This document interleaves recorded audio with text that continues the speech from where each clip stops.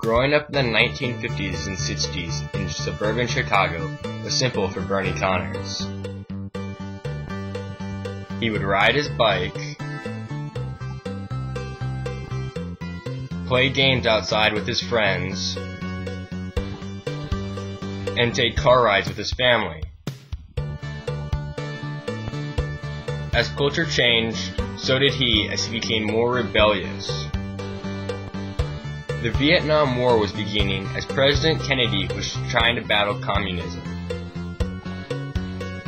Shortly after the war began, Kennedy was assassinated and left Lyndon B. Johnson in charge of the battle against communism. Bernie had a low draft number, so instead of waiting to be drafted, he enlisted in the military so he could decide what kind of work he wanted to do when he got out of the war. By the end of 1966, over 360,000 soldiers were stationed in Vietnam. When asked whether he was scared to go to war, he replied, "No, I saw the war as a challenge." When he got there, he realized that the war was not so much about helping people, but as it was about survival. He said, "People chose whichever side would help them survive for that day." He said that the war straightened him up and made him grow up faster, with no parents to be able to go home to. He also said that you had to be insane to keep your sanity in that war.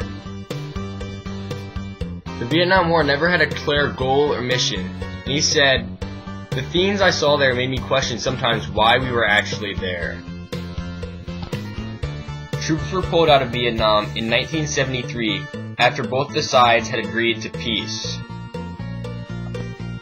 Only 2 years later, the North Vietnamese broke this peace and invaded South Vietnam once again.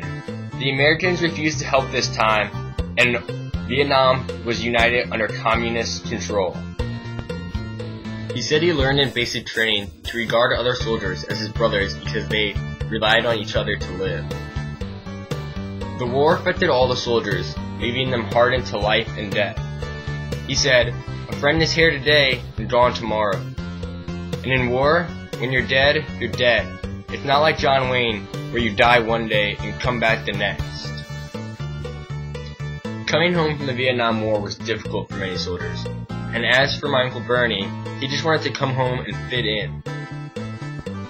There were protests throughout the nation during the Vietnam War because of the high number of deaths. People did not like the soldiers when they came home because they thought that they were killing the Vietnamese for no reason.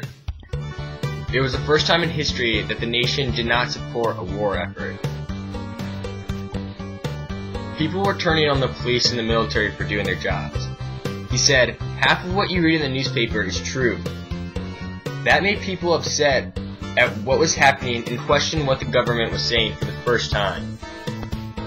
As people began to question what they were told, a cultural movement began with the Civil Rights Movement as Rosa Parks started the Montgomery bus boycott. Martin Luther King Jr. took charge of the Civil Rights Movement to gain equal rights for African Americans.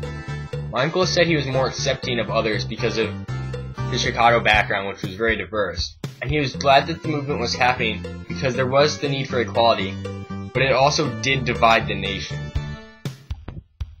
He won the Nobel Peace Prize in 1964 for getting the Civil Rights Act of 1964 passed, which was the result of his famous "I Have a Dream" speech at Lincoln Memorial. On April 4th, 1968, Martin Luther King Jr. was assassinated on his hotel balcony in Memphis, Tennessee, shocking the nation and leaving the Civil Rights Movement without a leader that had a clear vision. Another leader in the Civil Rights Movement was Malcolm X. He used violence to help his movement, whereas Martin Luther King Jr. believed in non-violent peace. Malcolm X came up with the motto of Black Power, which paved the way for the Black Panther Party to carry out that motto in violent ways. One of the most famous demonstrations of Black Power was at the 1968 Olympics, when medalists Tommy Smith and John Carlos raised their fists in the air, giving the Black Power salute. Another less controversial change in culture was a change in music, with rock becoming more popular. The Beatles and Jimi Hendrix led this new rock wave that captivated the young population of the country, and eventually formed into psychedelic rock in the late 1960s.